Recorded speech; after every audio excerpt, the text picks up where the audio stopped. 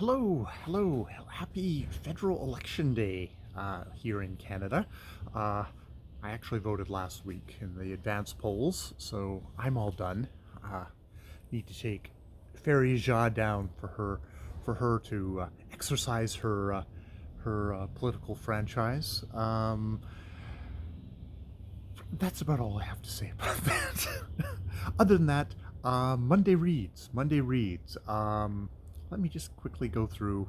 Oh, God, every week I say quickly, and then it's a 20-minute video.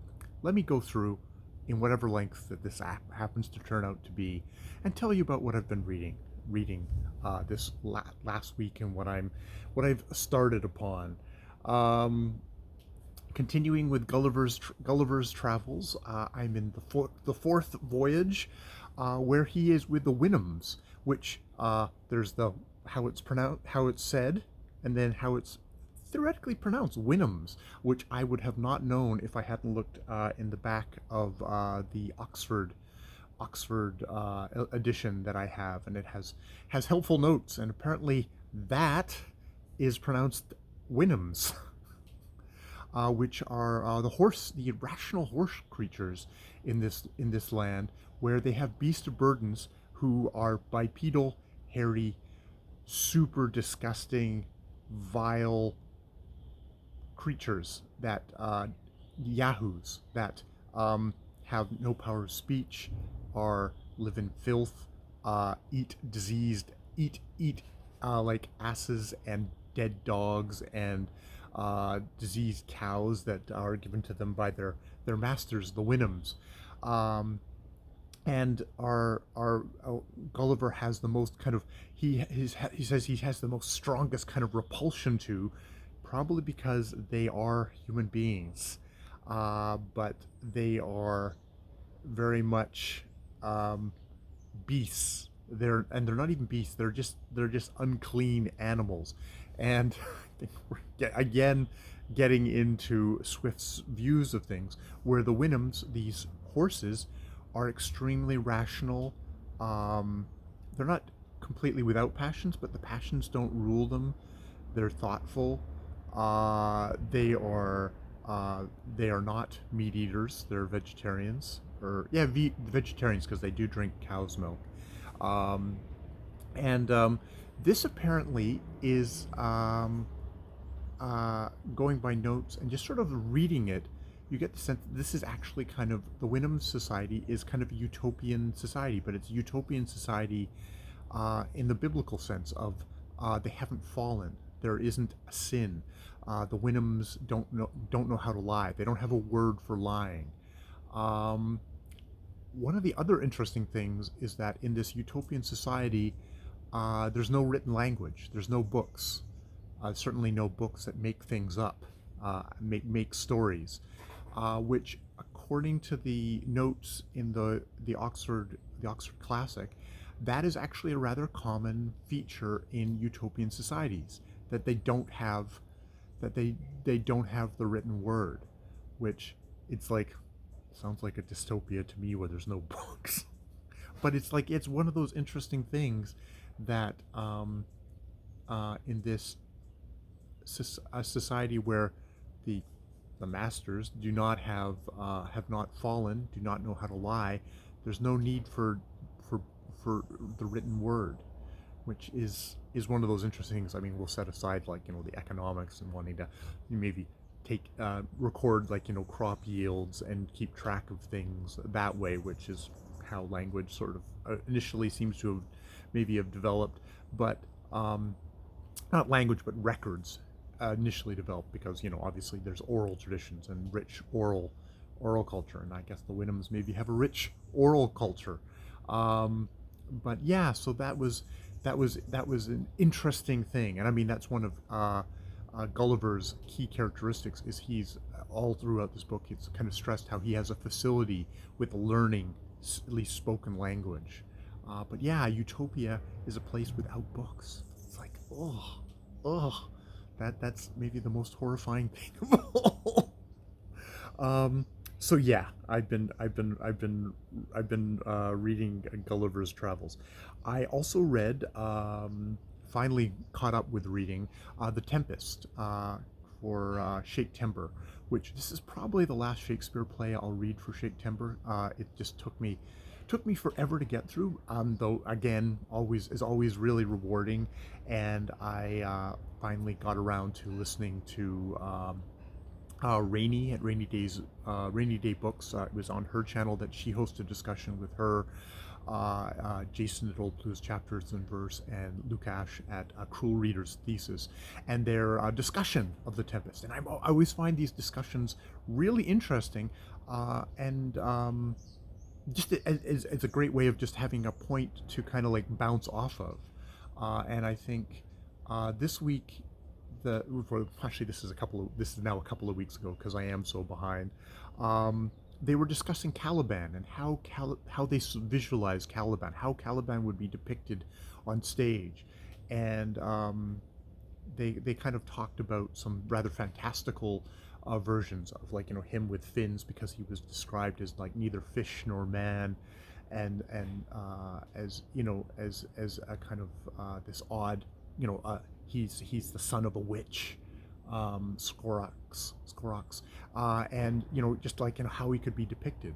And that was interesting to me because I thought of him as he's probably an islander. He's this is sort of kind of Caribbean. Maybe he's a black black slave that has been well, he's not a black slave. We know Skorox was brought here, but maybe his original Indo-American native actually is sort of how I more thought of him.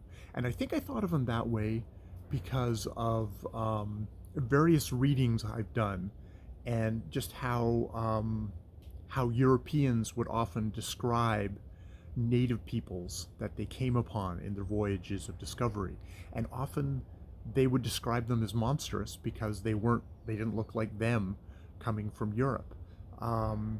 So it's odd that in a play as fantastical as The Tempest, that has a wizard in Prospero, that has this fairy spirit in Ariel, I actually looked at Caliban and I thought, no, that's a guy. That's an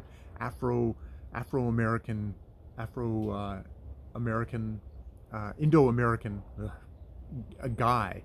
Maybe that's also from reading The Mermaid of Black Conch a little while ago, where there was a mermaid who was a Indo-American indigenous person that had been turned into a mermaid thousands and thousands of years ago at first contact, had been turned into a creature. And I think I was thinking that, like, it's like, no, actually this is Shakespeare taking accounts of Europeans and turning this figure into a monster.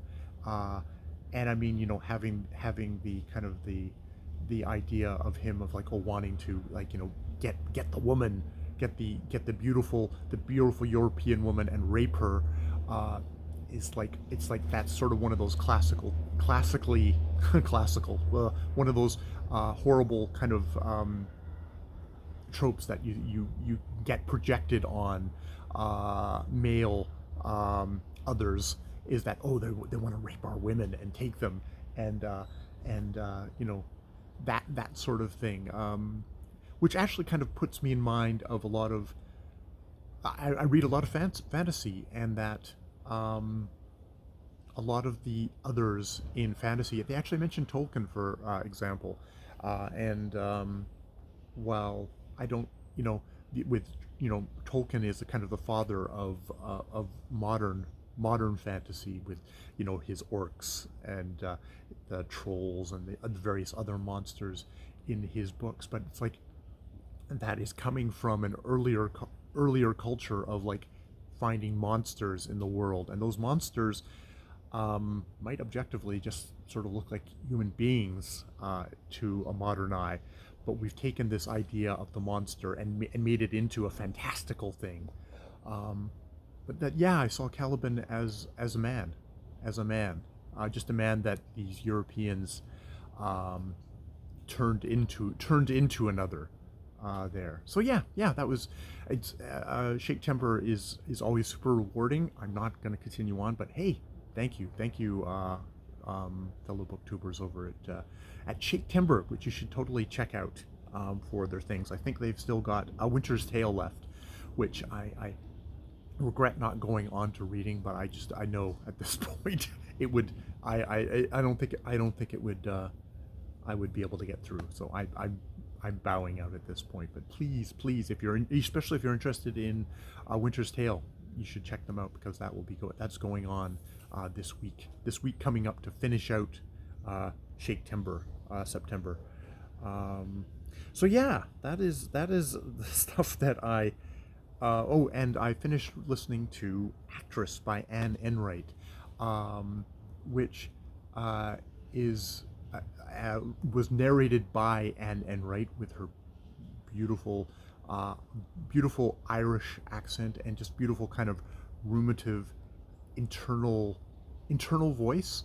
I think this is one of these things of like this is the kind of book that really highlights what a novel can do, which is tell an interior story, because it's telling the interior story of Nora Odell, kind of a middling, maybe failed author, coming to terms with her mother, Catherine Odell, legendary screen actress and as a legend of the stage and of butter commercial, which is often how some of the great actresses of the later eras is like, oh yeah, Martha Raye, wasn't she in a commercial or something like that? It's funny, you know, the trajectory of how actresses got chewed up and spit out again, and indeed, Catherine Odell's life was one of a great height and then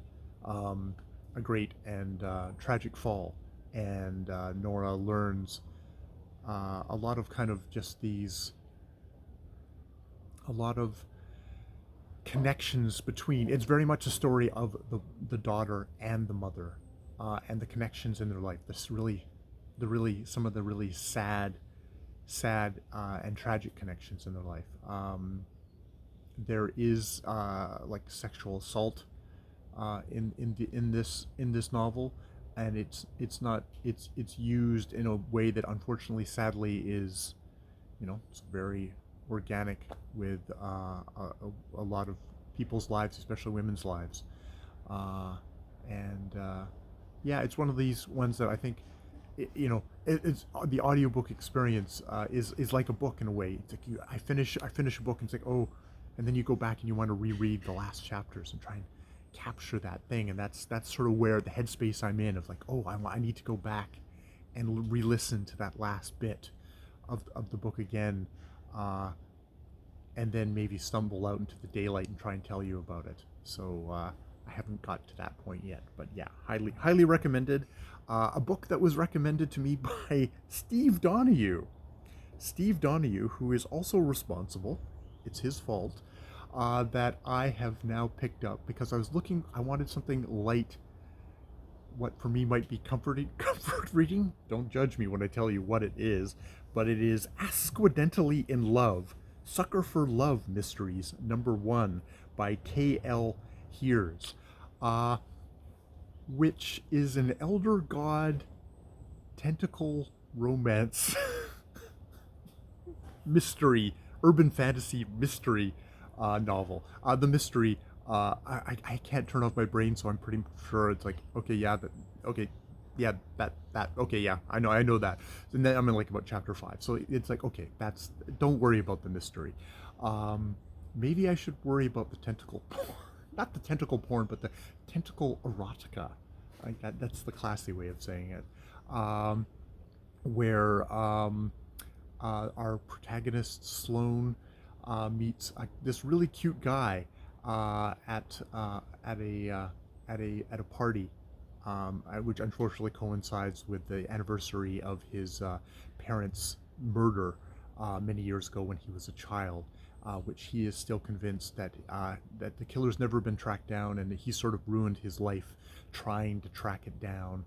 Gotten kicked off the police force. He is now a hard-drinking though super sexy, the private detective, um, and he meets this guy at a party, and he's like, "Oh, maybe there's a connection. Maybe I can finally give up my tortured past a little bit to let somebody into my life." This super hunky guy goes back, lights a candle because he's a sage, and this is lighting a candle to the elder gods that his parents worshipped, and that he is well. He, he is The Havanese is eating the deck, which is fine because the deck is deteriorating rapidly. Um, he he lights a candle to the elder gods, which his parents also um, worshipped, and then kind of drinks himself into a stupor. When he wakes up, the same cute guy is there, but he's not the same guy. It's like, no, I've been killed, and actually, I'm the elder god who this form, Lakian, worshipped. And I've come to, I inhabited his body while still fresh, and I want you to track down my murderer. Dun dun dun. And so the story starts. And this elder god, Azthoth the Lesser, is a trickster god, and has tentacles that come out of him. Tentacles that do various things in various intimate sort of ways, in various intimate, sexy ways. I guess there's something to be said for waking up in the morning, all enfolded in your lover's arms and your lover's tentacles. Steve Donahue, this is your fault. This is your fault. And so far, I'm definitely enjoying myself. It's just what the book doctor ordered for myself. Um, and on a slightly different note, I picked up another audiobook to listen to, which is Empire of the Wild by Cherie Dimaline, who is a Canadian Métis author, Métis of Ontario. She actually comes from Georgian Bay, and this has been described in the blurb, probably in the baldest terms, as a Métis werewolf story. So I have just started that. She is actually Demeline is best known for the Marrow Thieves, which she won the 2017 Governor General's Award for, which is our one of our top literary prizes in Canada. I think she was also on Canada Reads, which is CBC's version of a Book Survivor, where books number of books enter, only one book can survive, and I can't remember if Marrow Thieves won or not. That I don't know. It doesn't matter. But so yeah, I've just started that. It is set on the Georgian Bay in a Métis community. Um, starts out with a little history lesson, which I think definitely a thing with native authors in Canada, elsewhere. There's telling a good story, and there's also saying, hey, you out there, you ignoramus out there, you probably are completely unaware of the history of your country, of what's been going on, and that is important context for any story I'm going to tell. And so she starts out with that, which is the displacement of these Métis, which are people of native and European mixed heritage, who didn't have any treaty rights, and thus were possibly treated even, well, there's no competition, but were treated shittily by Canadian society, shoved around, pushed onto the worst land.